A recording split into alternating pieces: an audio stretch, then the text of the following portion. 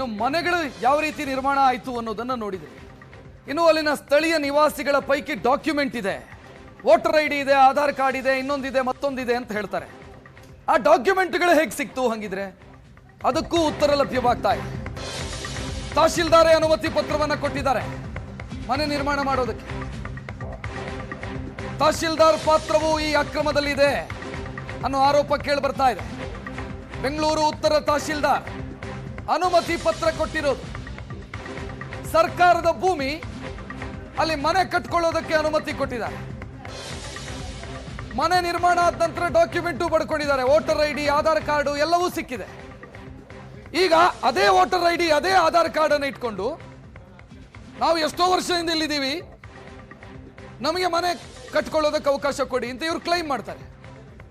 ಸಮಸ್ಯೆ ಎಲ್ಲಿದೆ?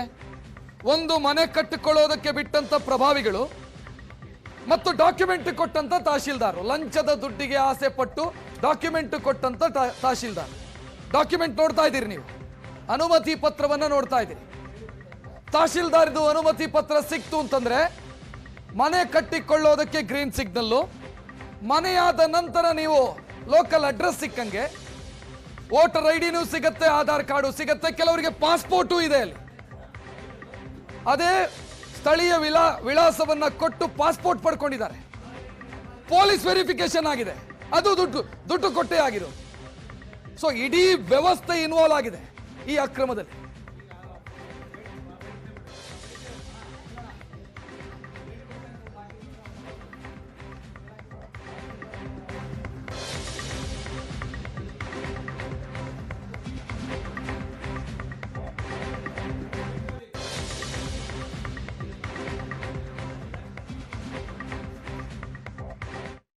ನಮ್ಮದು 13 ವರ್ಷದಿಂದ ಇದೀವಿ ಸರ್.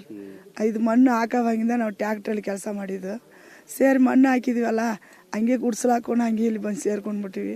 ಗೊತ್ತಿಲ್ಲ ಅವಾಗ ನಮ್ಗೆ ಈ ಥರ ಆಗುತ್ತಂದ್ರೆ ನಾವು ಬರ್ತಾಯಿಲ್ಲ. ಬಾಡಿಗೆ ಮನೇಲಿ ಕೂಡ ಇರ್ತಾ ಇದ್ವಿ. ಏನೋ ಅನ್ಭವಿಸ್ಕೊಂಡು ಬಂದ್ಬಿಟ್ವಿ. ಏನೋ ಸರ್ಕಾರ ನಮ್ಗೆ ಎಲ್ಲೇ ಒಂದು ಕಡೆ ಒಂದು ಮನೆನ ಒಂದು ಕೊಟ್ಟರೆ ಎಲ್ಲೇ ಒಂದು ಕಡೆ ಬದುಕ್ತೀವಿ. ಇದೇ ನಮ್ಮ ಕೈಲಿ ಆಗತ್ತು. ಒಡವೆ ಒಟ್ಟು ಎಲ್ಲ ಇಟ್ಟು, ನಮ್ಮ ತಾಳಿ ಕೂಡ ಇಟ್ಟು ಬದುಕಿದ್ದೀವಿ. ನಾವು ಮನೆ ಕಟ್ಕೊಂಡಿದ್ವಿ, ಹೋಯ್ತೆಲ್ಲ.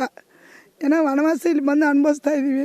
ಎಲ್ಲರಿಗೊಂದು ಒಳ್ಳೇದಾಗುತ್ತೆ ಬಿಟ್ರೆ ನನಗೆ ಚೆನ್ನಾಗಿತ್ತು ಸರ್ಕಾರ. ನಮ್ಮದು 2 ಮನೆ, ನಮ್ಮ ಮಗನದೊಂದು ನಮ್ದೊಂದು, ಎಲ್ಲ ಒಂದು 10 ಲಕ್ಷ ಹತ್ರ ಲಾಸ್. ಈ ಥರ ಮಾಡ್ಕೊಂಡು ಇದ್ದೀವಿ. ಹೊಡೆದಾಕ್ಬಿಟ್ರು, ಏನು ಮಾಡ್ತೀವಿ? ಕಲ್ಲು ನೋಡಿದ್ರೆ ಹೊಟ್ಟೆ ಉರಿತದ ನಮಗೆ. ನಮ್ಮದು 13 ವರ್ಷದಿಂದ ಇದೀವಿ ಸರ್. ಇದು ಮಣ್ಣು ಹಾಕೋವಾಗಿಂದ ನಾವು ಟ್ಯಾಕ್ಟ್ರಲ್ಲಿ ಕೆಲಸ ಮಾಡಿದ್ದು.